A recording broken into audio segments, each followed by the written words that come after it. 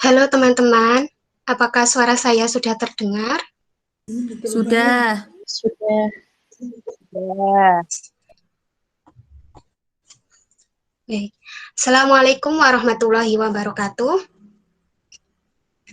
Waalaikumsalam warahmatullahi wabarakatuh. Waalaikumsalam warahmatullahi wabarakatuh.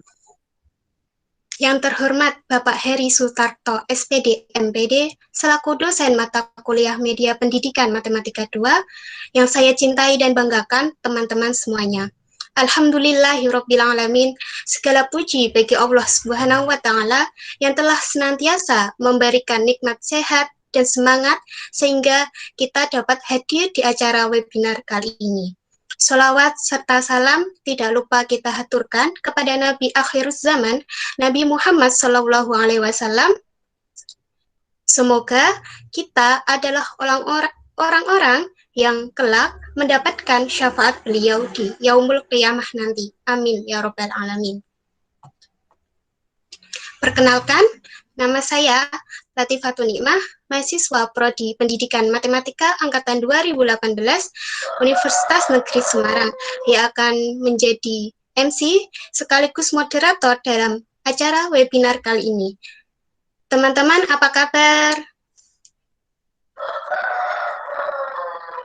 Masih semangat kan? Ya, meskipun Baik, masih semangat banget. meskipun di jam rawan dan harus tetap semangat ya. Jangan lupa untuk selalu menjaga kesehatan dan mematuhi protokol kesehatan. Terima kasih untuk para peserta yang sudah hadir dalam kesempatan kali ini di acara webinar penelitian aset dengan judul penelitian rumah tinggal untuk tujuan jual beli. Mungkin masih banyak rekan-rekan yang belum mendengar atau paham tentang penelitian aset ini. Maka pada kesempatan kali ini akan sedikit dikupas mengenai dasar-dasar pedoman penelitian aset oleh pemateri yang sangat luar biasa. Sebelumnya, izinkan saya untuk membacakan CV dari pemateri kita. Tempat tanggal lahir, Semarang, 12 Januari 2001, pendidikan, SMA Negeri 9 Semarang, mahasiswa UNES, Angkatan 2018. Pengalaman, Bendahara Palang Merah Remaja Wira, SMA Negeri 9 Semarang, Humas Mata Air, dan pengabdian masyarakat di Kedung Late.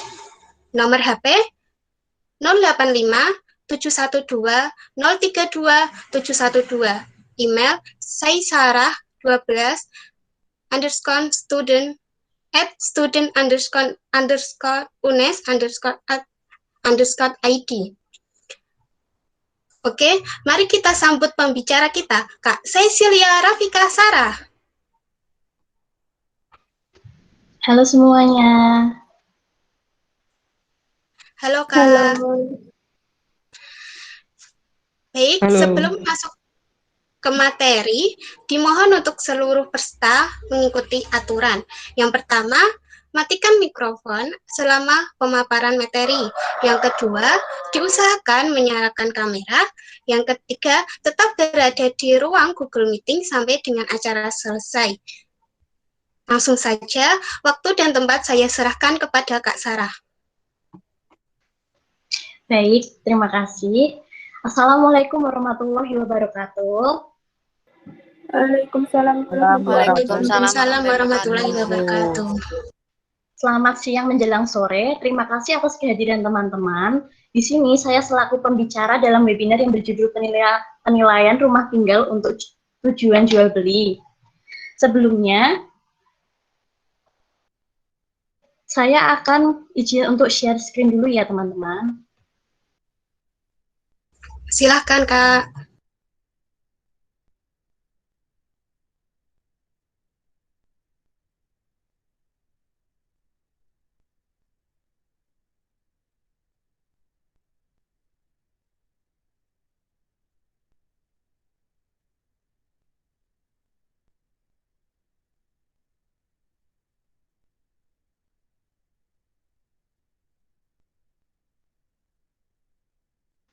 Apakah sudah terlihat share screen dari saya?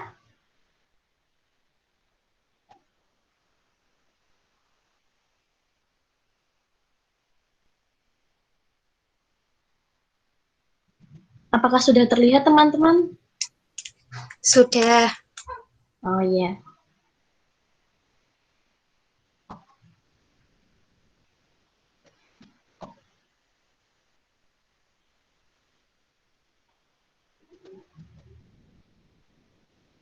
Nah, kali ini saya membawakan dengan materi webinarnya yaitu penilaian rumah tinggal untuk tujuan jual beli. Sebelumnya, perkenalkan, nama saya Cecilia Rafika Sarah, mahasiswa Pendidikan Matematika Universitas Negeri Semarang, Angkatan 2018. Langsung saja masuk ke materi. Penjelasan proses penilaian, itu ada 6. Yang pertama ada batasan masalah, atau definition of the problem. Mencakup ada 5, yaitu pertama identifikasi properti atau identification of property. Yang kedua ada kepentingan penilaian atau use of appraisal. Yang ketiga ada tanggal penilaian atau date of value estimate. Yang keempat ada penentuan jenis nilai atau objective of assignment. Dan yang kelima ada definisi nilai atau definition of value. Langkah selanjutnya ada perencanaan penilaian atau preliminary survey and plan. Ada 5 juga, yaitu yang pertama data yang dibutuhkan atau requirement of data, yang kedua ada sumber data atau source of data, yang ketiga ada tenaga ahli yang dibutuhkan atau expertise needed, yang keempat ada jadwal kerja atau time schedule, yang kelima ada penentuan biaya jasa penilaian atau appraisal fee, yang selanjutnya ketiga ada pengumpulan data atau data collection. Di sini ada 3. Yang pertama ada data umum atau general, itu mencakup lokasi dan peruntukan, lalu ekonomi. Lalu data khusus atau spesifik properti yang dinilai. Dan yang terakhir, data khusus atau supply and demand, itu ada pembanding biaya dan pendapatan. Selanjutnya langkahnya yaitu pendekatan penilaian atau appraisal approach. Yang pertama ada pendekatan data pasar atau market data approach. Yang kedua ada pendekatan biaya atau cost approach. Yang ketiga ada pendekatan pendapatan atau income approach. Selanjutnya ada rekonsiliasi atau reconciliation of value. Selanjutnya yaitu terakhir kesimpulan nilai atau final value estimate. Di sini ada lokasi objek. Gambarnya ini objek yang akan dinilai. Lokasinya itu berada di perumahan Villa Pinus, Blok A, nomor NA, Kelurahan Pudak Payung, Kecamatan Banyumanik, Kota Semarang, Provinsi Jawa Tengah, dengan kode pos 50265. Pada kali ini ada submateri yang saya bahas yaitu ada 9. Yang pertama ada pendahuluan, yang kedua lingkup penugasan, yang ketiga data umum objek penilaian, yang keempat denah lokasi objek penilaian, yang kelima data properti, yang keenam penilaian pendekatan biaya, yang ketujuh ada opini nilai pasar, kedelapan ada lampiran foto lingkungan, dan yang terakhir ada lampiran foto. Langsung saja kita masuk ke pendahuluan ya teman-teman. Dalam pelaksanaan praktik penilaian, telah menjadi tanggung jawab penilai untuk yang pertama, mendefinisikan permasalahan tugas yang akan dilaksanakan. Yang kedua, menentukan lingkup penugasan sesuai definisi masalah tersebut. Yang ketiga, ditindaklanjuti dengan proses implementasi, sehingga penilaian dimaksud akan memberikan hasil yang dapat diyakini dan dipercaya. Ini menurut dari SPI nomor 103 lingkup penugasan butir 1.1. Selanjutnya lingkup penugasan. Pada lingkup penugasan itu ada 10. Apa aja itu? Oke, yang pertama itu ada identifikasi status penilai. Identifikasi status penilai itu bertindak sebagai penilai independen dan tidak memiliki konflik kepentingan dengan pemberi tugas. Selanjutnya yang kedua ada identifikasi pemberi tugas dan pengguna laporan. Yaitu pemberi tugas sekaligus pengguna laporan adalah Bapak XXX dalam pelaporan ini. Lalu yang ketiga maksud dan tujuan penilaian. Ini menyatakan opini nilai pasar atas objek penilaian dan selanjutnya digunakan untuk kepentingan transaksi jual beli yang akan dilaksanakan oleh pemberi tugas. Selanjutnya ada identifikasi objek penilaian dan bentuk kepemilikan. Di sini, objek penilaian adalah berupa rumah tinggal dengan identitas. Yang pertama itu 1 unit rumah dengan luas tanah kurang lebih 184 meter persegi dan luas bangunan kurang lebih 75 meter persegi. Terletak di perumahan Villa Pinus, Blok A, nomor NA, Kelurahan Pudak Payung, Kecamatan Banyumanik, Kota Semarang, Provinsi Jawa Tengah, dengan kode posnya yaitu 50265. Lalu, objek penilaian dimiliki secara tunggal atas nama XXX dengan bukti kepemilikan berupa 1 buah sertifikat hak guna bangunan nomor XXX Kelurahan Pudak Payung. Selanjutnya nomor 5, dasar nilai. Dasar nilai yang digunakan dalam penilaian ini adalah nilai pasar. Dengan definisi sesuai SPI nomor 101 nilai pasar sebagai dasar penelitian butir 3.3.1. Selanjutnya nomor 6, tanggal inspeksi, tanggal penilaian, dan tanggal laporan. Di sini, pada objek penilaian ini, tanggal inspeksinya yaitu 15 Maret 2021, tanggal penilaiannya yaitu 17 Maret tahun 2021, dan tanggal laporannya yaitu 20 Maret tahun 2021. Selanjutnya, jenis mata uang. Jenis mata uang yang digunakan pada penilaian ini yaitu rupiah. Lalu, tingkat kedalaman investigasi. Dalam penugasan penilaian ini, objek penilaian dapat diinspeksi secara menyeluruh dan lengkap. Luas tanah yang dihitung dalam penilaian ini adalah sesuai dengan sertifikat. Tidak dilakukan inspeksi pada komponen pada properti yang tidak terjangkau, tidak terlihat, dan tertutup. Diasumsikan komponen-komponen tersebut berfungsi secara layak. Lalu, sifat dan sumber informasi yang dapat diandalkan. Penilai tidak melakukan uji legalitas atas data, dokumen, dan informasi yang diberikan oleh pemberi tugas. Seluruh data, dokumen, dan informasi yang dari pemberi tugas diasumsikan benar, tidak bermasalah, dan dapat diandalkan. Lalu yang ke-10, pendekatan penilaian. Pendekatan penilaian yang digunakan pada penugasan ini adalah pendekatan biaya. Lalu, selanjutnya data umum objek penilaian.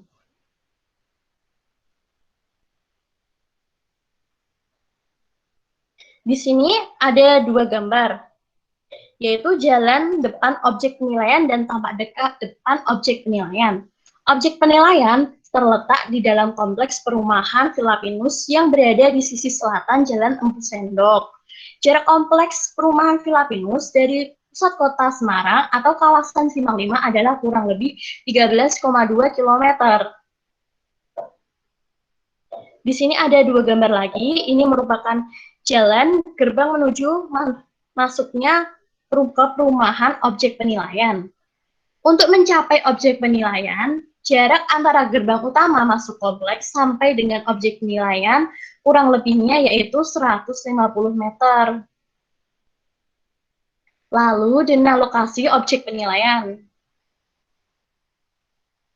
Di sini kita dapat melihat ada maps, lalu ini objek lokasinya yaitu yang ada tanda merahnya ini.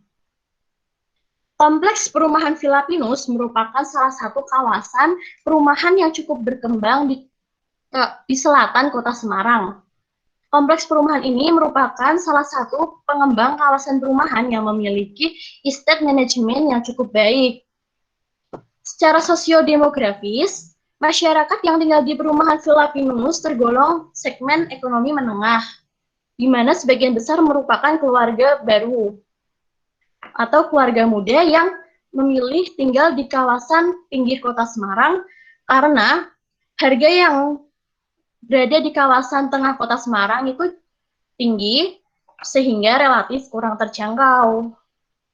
Lalu, objek penilaian adalah properti berupa rumah tinggal milik Bapak XXX yang beralamat di Perumahan Villa Pinus, Blok A, nomor NA, Kelurahan Pudak Payong, Kecamatan Banyumanik, Kota Semarang, Provinsi Jawa Tengah, dengan kode posnya 50265.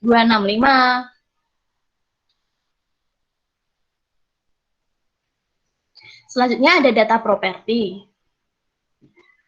Objek penilaian adalah properti berupa rumah tinggal milik ini seperti yang tadi sudah saya jelaskan.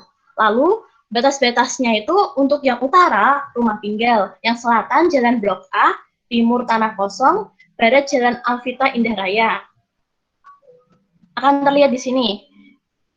Ini utara rumah tinggal. Maka timurnya Tanah Kosong, lalu baratnya yaitu Jalan Alvita Indah Raya, dan selatannya Jalan Blok A.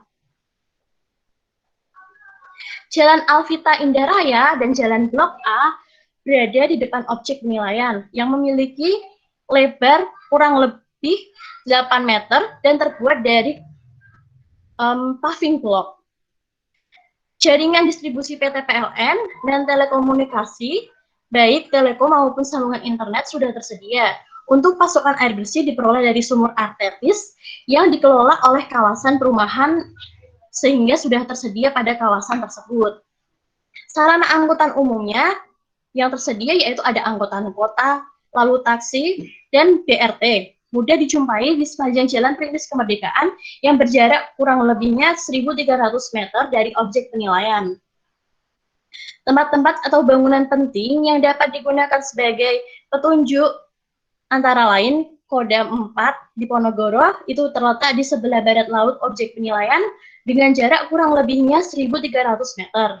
Lalu pabrik Swiss Bakery yang terletak di sebelah barat laut objek penilaian dengan jarak kurang lebih 950 meter. Lalu ada SMP Negeri 26 Semarang yang terletak di sebelah barat laut objek penilaian kurang lebih 700 meter. Dan yang terakhir Perumahan Mega Bukit Mas yang terletak di sebelah barat laut objek penilaian kurang lebih 400 meter. Selanjutnya ada penilaian pendekatan biaya. Pendekatan yang dipergunakan dalam penilaian ini adalah pendekatan biaya. Pemberi tugas menginginkan agar selain diketahui nilai objek penilaian, juga diketahui pula nilai pasar dari tanah di mana properti tersebut berdiri. Oleh karena itu, pendekatan biaya dipandang merupakan pendekatan yang sesuai. Terdapat 3 properti pembanding yang dipergunakan untuk penilaian tanah menggunakan pendekatan biaya. Selanjutnya ada opini nilai pasar. Opini nilai pasarnya berdasarkan penerapan pendekatan biaya dalam tugas penelitian ini, maka diperoleh kesimpulan indikasi nilai pasar objek penilaian pada tanggal 17 Maret 2021. Yang sebelumnya sudah saya hitung pada Excel, sehingga dapat diambil kesimpulannya dengan nilai opininya yaitu Rp706.304.500. Selanjutnya ada lampiran foto lingkungan. Di sini terlihat ada tampak depan Jalan Empu Sendok Raya. Sini. Lalu ada gerbang utama masuk ke perumahan kompleks. Di sini. Lalu lampiran fotonya yaitu ada jalan depan propertinya yaitu ini. Lalu tampak depan propertinya seperti ini. Selanjutnya jalan depan propertinya ini dan rumah tinggalnya seperti ini. Properti dari yang akan dinilai. Lalu di dalam rumah tersebut ada bagian-bagian rumah yang sudah difoto, yaitu ada ruang tamunya ini masih seperti ini, lalu ruang tidurnya, selanjutnya kamar mandi atau WC, dan yang terakhir ada halaman belakangnya.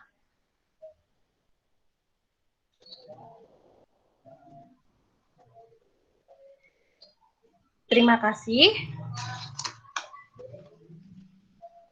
Demikian paparan materi dari saya, waktu dan tempat. Saya kembalikan ke moderator untuk acara selanjutnya. Terima kasih.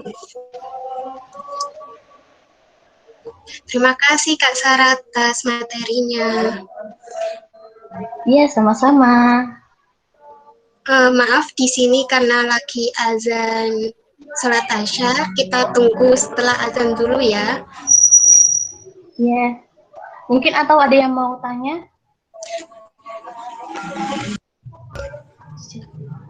Iya, selagi menunggu azan, saya buka sesi pertanyaan. Silakan teman-teman yang mau bertanya bisa ditulis di kolom komentar. Terima kasih.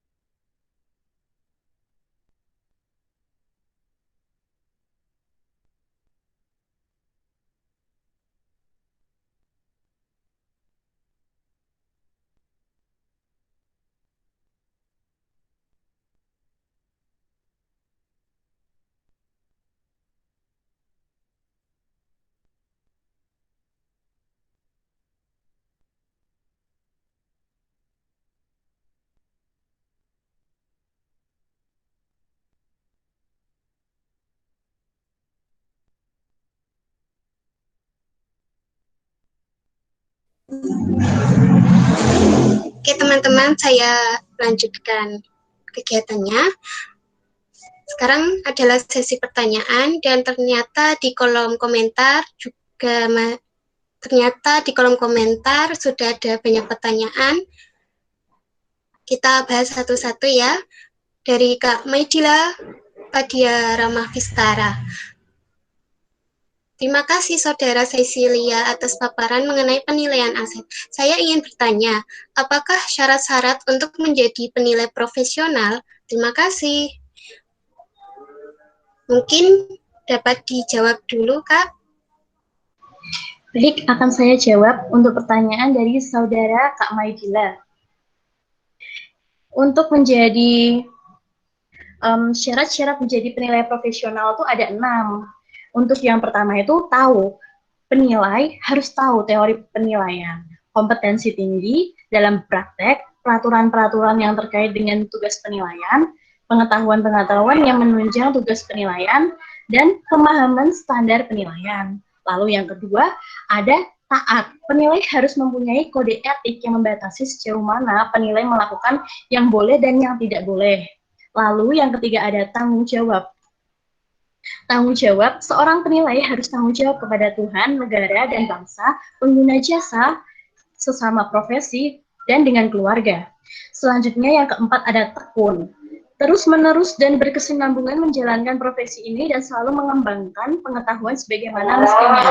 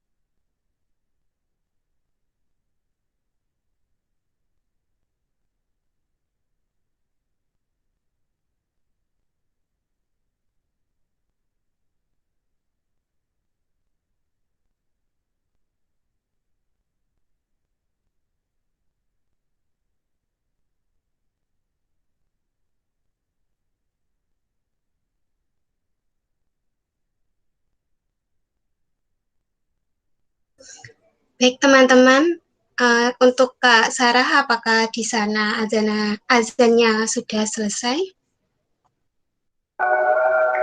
Baik, Kak Iva, di sini azannya sudah selesai. Maka akan saya lanjutkan ya. Tadi sampai dengan Kak Maidila, dan saya sudah menjawab sampai nomor 3. Selanjutnya nomor 4, yaitu tekun. Terus menerus dan berkesinambungan menjalankan profesi.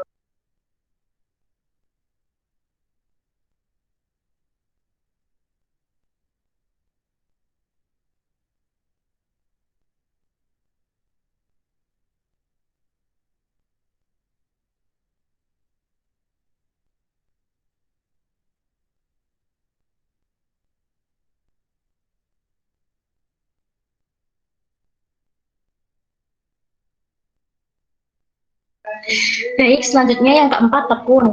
Terus menerus dan berkesinambungan menjalankan profesi ini dan selalu mengembangkan pengetahuan sebagaimana mestinya.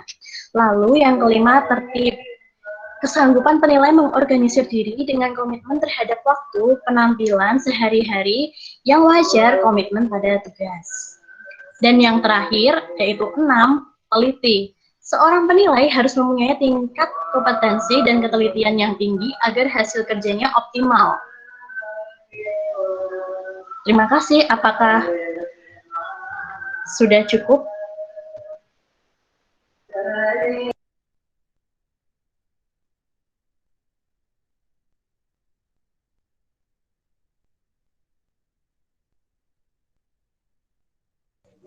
Untuk Kak Maidila, apakah jawabannya sudah cukup memuaskan?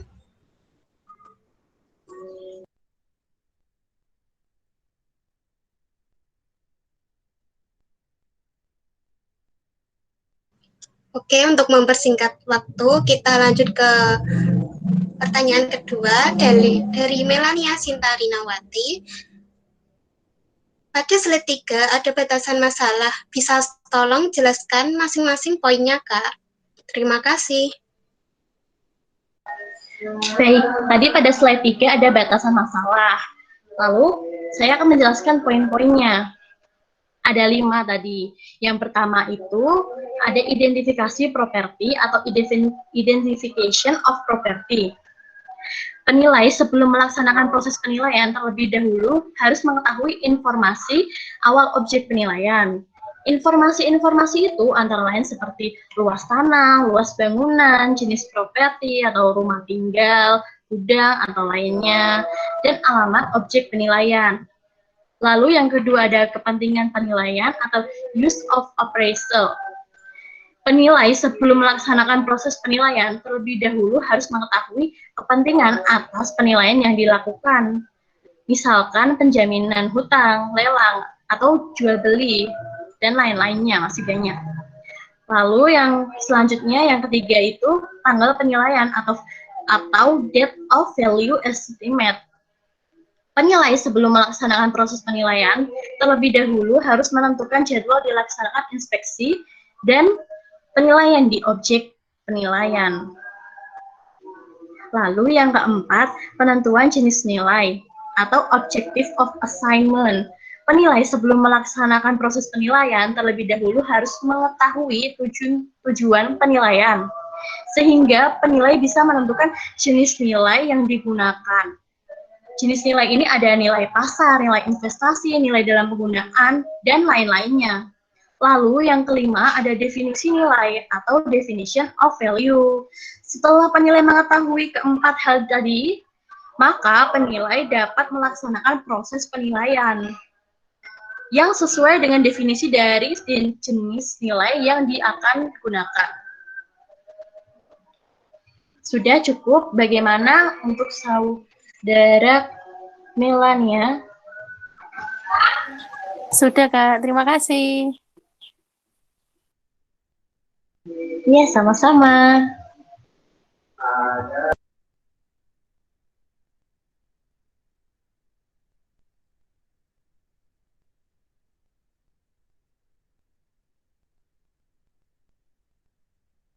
Mohon maaf, mikrofonnya belum diaktifkan. Oh iya, maaf. Selanjutnya, pertanyaan dari Hanif Nur Cahyani. Izin bertanya kepada Kak Cecilia, data pembanding dalam penilaian aset itu apa aja ya Kak maksudnya? Terima kasih. Baik, Kak Hanif bertanya mengenai data pembanding dalam penilaian aset itu apa aja. Nah, di sini sebelumnya informasi berupa data sebelumnya data pembanding dalam penilaian aset itu informasi berupa data transaksi atau penawaran dari objek yang sejenis dan sebanding dan bersifatnya itu substitusi dengan objek penilaian yang meliputi harga, faktor-faktor yang memengaruhi transaksi atau penawaran, serta karakteristik fisik objek penilaian pembanding itu sendiri. Data ini selanjutnya akan dianalisis dan dibandingkan perbedaannya dengan faktor-faktor serta karakteristik yang melekat. Yang melekat pada objek penilaian tersebut itu, pada akhirnya, analisis perbandingan ini akan dihasilkan suatu simpulan nilai pasar dari objek penilaian.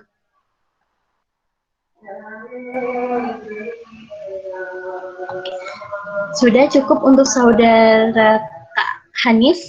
Apakah ada pertanyaan lebih lanjut?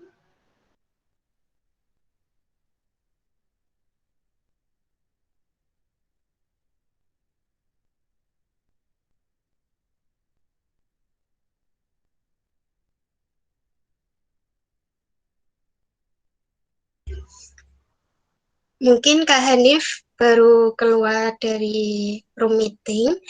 Selanjutnya, untuk mempersingkat waktu, kita lanjut ke pertanyaan yang keempat. Dari Fitriani Ramadhani. Izin bertanya Kak Cecilia, webinar yang Kakak bahas yaitu mengenai nilai pasar. Apakah ada nilai selain nilai pasar? Terima kasih.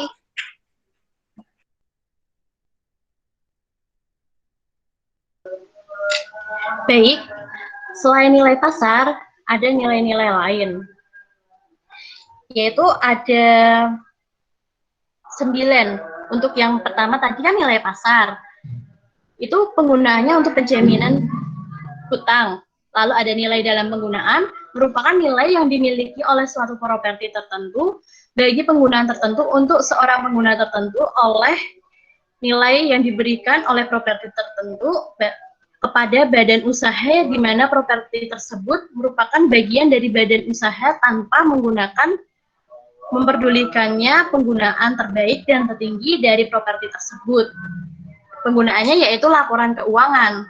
Lalu selanjutnya ada nilai investasi. Merupakan nilai properti yang investor tertentu atau kelompok investor tertentu untuk tujuan investasi yang teridentifikasi. Konsep nilai investasi atau manfaat ekonomi ini mengkaitkan properti khusus dengan investor tertentu khusus, kelompok investor atau badan usaha dengan kriteria-kriterianya. Istilah nilai investasi atau manfaat ekonomi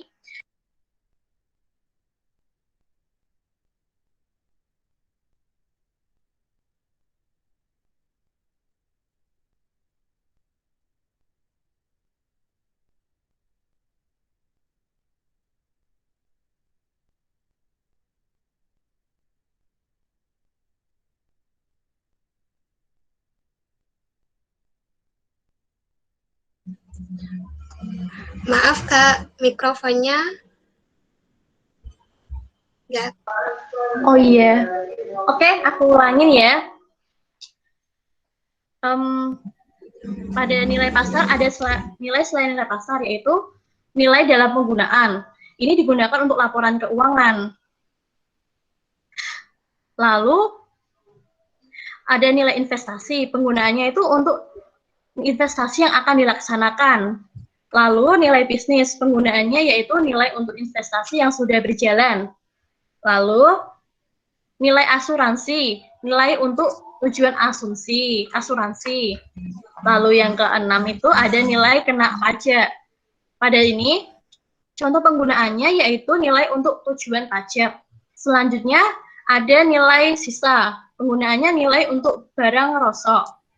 Lalu yang selanjutnya ada nilai jual paksa, penggunaannya untuk tujuan lelang.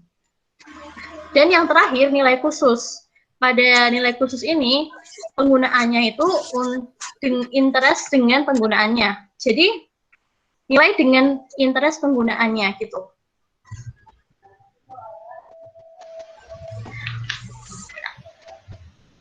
Apakah sudah cukup untuk Saudara Fitriani? Sudah, Kak. Terima kasih atas informasinya. Oh iya, sama-sama. Oh, mohon maaf sebentar, tadi sepertinya Hanif ada pertanyaan lanjutan ya, Saudara Kak Hanif?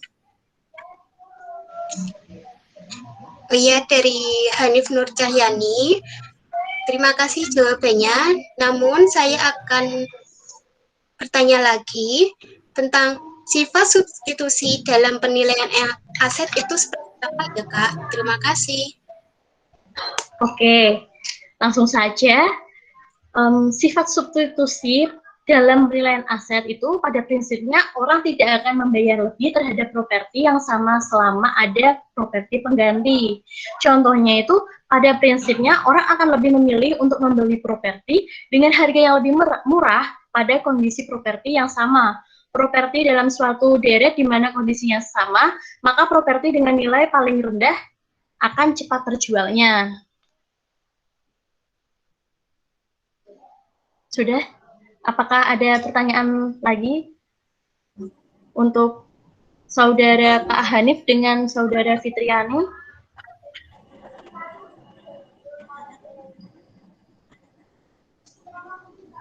Cukup, Kak.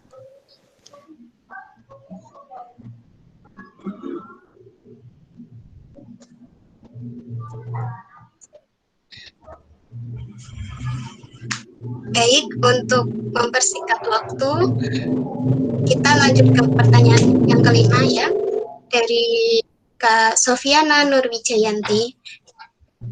Izin bertanya, pada slide 4 yang sudah saudara jelaskan, apa itu pendekatan-pendekatan penilaian dan digunakan untuk apa pendekatan itu? Terima kasih. Baik. Dalam tadi pertanyaannya pada slide 4 yang sudah dijelaskan, apa itu pendekatan-pendekatan penilaian dan digunakan untuk apa pendekatan itu. Maka di sini tuh ada 3 pendekatan. Yang pertama pendekatan biaya atau cost approach. Ini digunakan jika sudah cukup tersedianya data penawaran, jual, atau beli untuk aset sejenis, namun tidak identik secara karakteristik, sehingga dapat digunakan sebagai pembanding untuk menyimpulkan opini nilai pasar. Pendekatan ini umumnya digunakan untuk penilaian rumah tinggal, gudang, pabrik. Lalu, yang kedua, pendekatan pasar atau market approach, menghasilkan indikasi nilai dengan cara membandingkan aset yang dinilai dengan aset yang identik atau sebanding, di mana informasi harga transaksi atau penawaran tersedia. Pendekatan ini umumnya digunakan untuk penilaian rumah toko atau ruko, lalu rumah kantor atau rukan, dan tanah kosong. Dan yang terakhir, pendekatan pendapatan atau income approach, menghasilkan indikasi nilai dengan mengubah arus kas di masa yang akan datang ke nilai kini, dengan memproyeksikan arus kas sekarang ke beberapa tahun kemudian. Pendekatan ini umumnya digunakan untuk penilaian hotel, resort, dan mall. Seperti itu. Sudah cukup.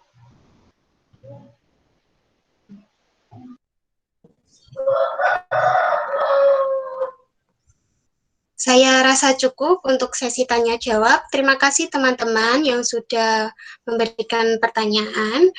Dari materi tadi, saya dapat menyimpulkan bahwa penilaian merupakan salah satu sektor jasa yang dapat berperan penting dalam membentuk nilai ekonomis, aset, dan potensi kekayaan. Opini nilai pasar merupakan indikasi yang realistis dan dapat dijual pada waktu tertentu. Selanjutnya, ada sesi foto. Silakan bagi peserta untuk dapat menyalakan kameranya.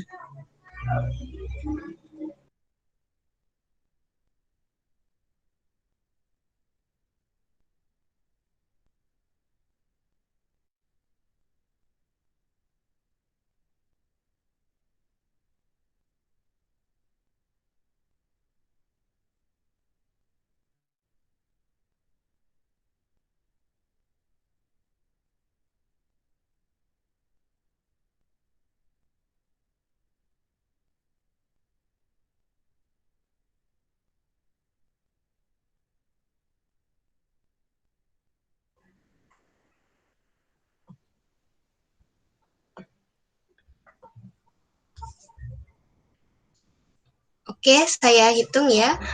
1, 2, 3.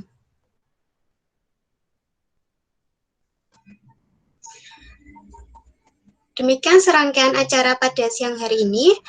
Terima kasih kepada teman-teman yang sudah bergabung sampai akhir acara. Dan jangan lupa untuk melakukan presentasi ya.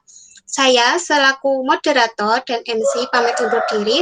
Mohon maaf apabila terdapat kesalahan, baik tutur maupun sikap. Selamat menjalankan ibadah puasa. Silakan untuk melanjutkan aktivitas kembali. Wassalamualaikum warahmatullahi wabarakatuh. Waalaikumsalam warahmatullahi wabarakatuh. Waalaikumsalam warahmatullahi wabarakatuh. Terima kasih semuanya. Terima kasih.